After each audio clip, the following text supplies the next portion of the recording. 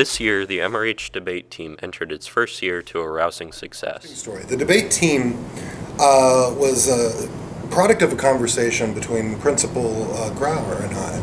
When Principal Grauer functioned as my professor in the Masters of Education program at Webster University, he talked about that he had an interest in the school having a debate program.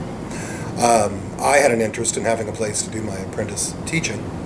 And I have a long background in debate, and we thought, well, we can each help each other out, and we have a debate team now. Starting a new program, which would be like starting a new sport, at any school is difficult because it doesn't have the tradition, it doesn't have culture, it doesn't have upper class persons that are already interested in debate. But it's been met with a lot of enthusiasm and a lot of excitement. Our team is young. It's principally composed of freshmen, but it's certainly been welcomed by the school culture as a whole. It's a lot of work. We only compete. We compete against everyone in the county. We don't compete just against small schools or just against public schools. And they've had a measure of success, so it's been exciting. The hardest thing about starting a debate program is getting students used to the amount of work that it takes to become a successful debate program.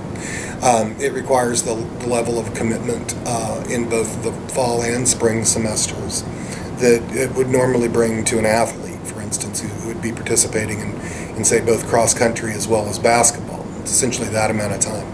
And asking students to commit that amount of time to competitive success. And a lot of them have committed to it, and I think they're finding it rewarding. The types of debating, we focus really on two things.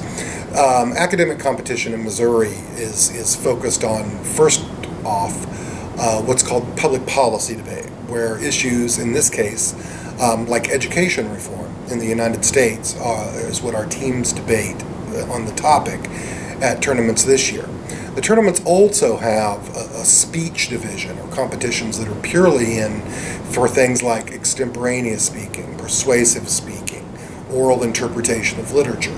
So we're doing all of those things as a team and then growing into different activities that they'll ultimately fill out as the team develops. Teaching debate requires a teaching of a lot of skills.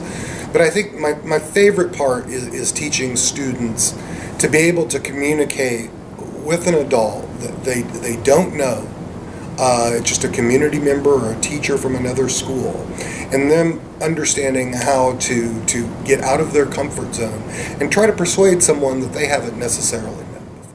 Here's to more years debating at MRH High School.